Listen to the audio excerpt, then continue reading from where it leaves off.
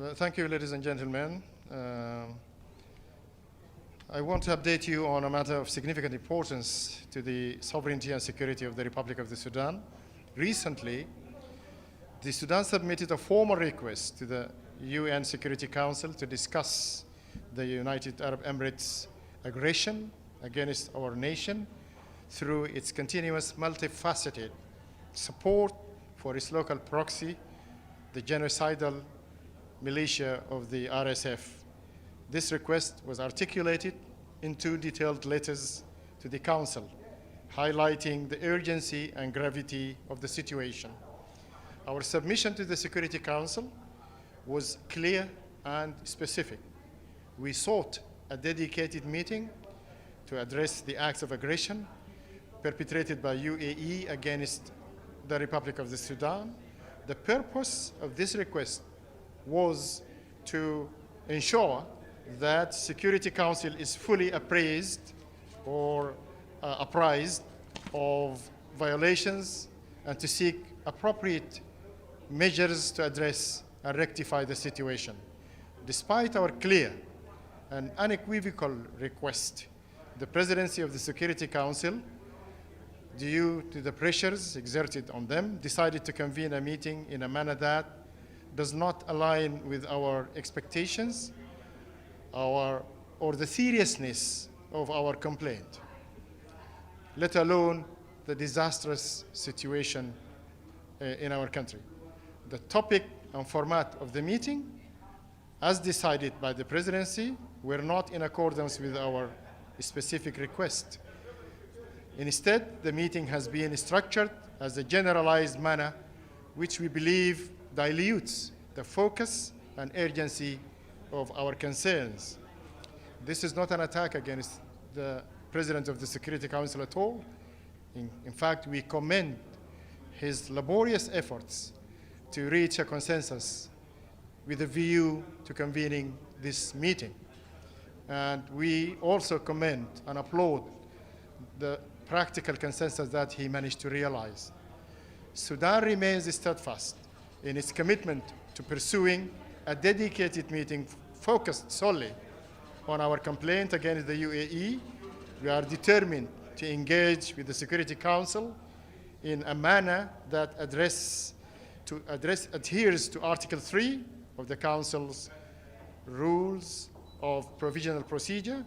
This article stipulates the right of member states to have their specific complaints addressed appropriately and without dilution or procrastination. Finally, we will continue to engage diplomatically and utilize all available channels of multilateral diplomacy to ensure that our voice is being heard and our concerns are addressed. The Sudan is committed to upholding international law and norms, and we expect the same from international community. Our objective remains clear: to secure a meeting that specifically addresses the aggression against the Sudan in a focused and comprehensive manner. In conclusion, Sudan calls upon the international community and the members of the Security Council to recognize the importance of addressing specific complaints with the seriousness they deserve. We urge the Council to reconsider its approach and to convene a meeting that fully aligns with our request and the provisions of international law. Thank you for your attention. Ambassador? Yes? Could I just ask you a couple of questions? The United Nations has been saying repeatedly they need cross-border and cross-line access to civilians, particularly in Darfur, parts of Darfur. What is the government of Sudan doing to make access safe and accessible? Okay. And if you have any update for us on the situation of the SAF in El Fasher. Okay, this is a good question, and I'm going to reply to it in details. The Sudanese Humanitarian Aid Commission is working closely with all international organizations and humanitarian aid with regard to securing flights clearance for the delivery of humanitarian supplies, for giving or granting access to all area that has been affected, and issuing of visas and travel permit to accompany trucks of aid to affected areas, established presence of Sudanese authorities in Port Sudan, including the Ministry of Foreign Affairs, has facilitated direct channels of communication with the humanitarian actors. There are no constraints whatsoever or so-called bureaucratic impediments to the aid. This is a bogus narrative which has been perpetuated repeatedly by specific circles who wanted to frustrate the activities of the Sudan in this respect. Higher levels official representatives are available on the ground in Port Sudan, and effective delivery of aid is affected either or by maybe bureaucratic emergency due to the existing impact of the war, or the immense manpower reduction to cut the public expenses. There is a financial gap, of course, affecting the civil service sectors. So visa processing subject to two-tiered regime of regulation regarding OCHA, because they are representative of United Nations and with their well-known and renowned partners, they will be issued every visas, every demand or domestic, licenses to move to affected areas with the urgency that it required. And regarding the international NGOs, they have a different kind of regulation, which does not necessarily should be the same as the one we accord to OCHA. So, as I said, and if you want to give you the numbers, I can state the following. Since January 24 up to May 13th, there are about 16,111 procedures and treatment of requests as follows.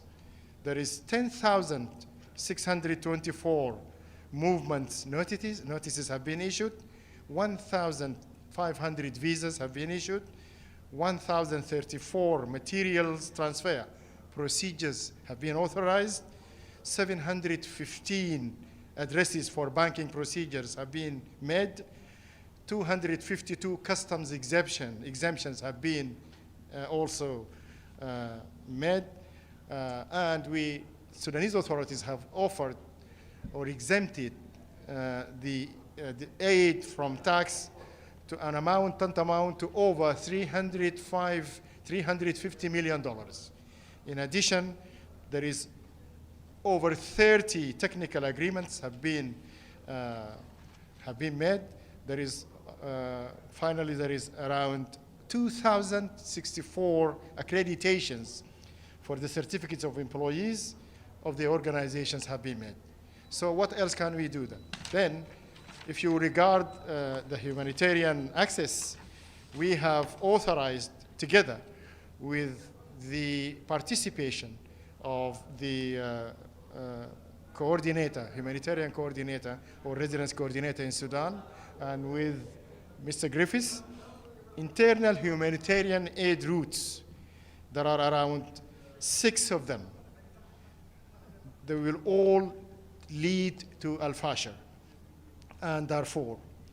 And there is cross-border paths from Chad, from South Sudan, from Egypt, and there are seaports from Port Sudan, in addition to aerial. We have dedicated around, say, 4 airports: Port Sudan Airport, Al-Fashir Airport, Kadugli Airport, and Al-Ubaid Airport. Those ports are dedicated exclusively for the immediate and unhindered delivery of aid to the affected areas. It is the RSF that deliberately managed to obstruct the delivery of the aid with a kind of aim, a vicious aim, to develop the food gap into full-blown famine. And this is a recipe for them to say, for example, to involve some circles in the international community to call for humanitarian intervention in Sudan. And this will exacerbate the famine in Sudan because they attack the productive areas and they displace the people and they obstruct the United Nations and aid organizations from having an unhindered access to the affected areas. And if I could just ask you one other question. In the most recent panel of experts report, there were allegations that the UAE is bringing in arms through Chad to the RSF. Could I just have your reaction to that? Yes. UAE, as we have just discussed in the Security Council, must be censured and condemned and should willingly come to terms with the UN Charter and abstain forthwith from destabilizing peace and order. They are arming the militia of RSF, and they are also engaging mercenaries with sophisticated weapons to overthrow the government in Sudan. And its blatant and infamous aggression is very well known.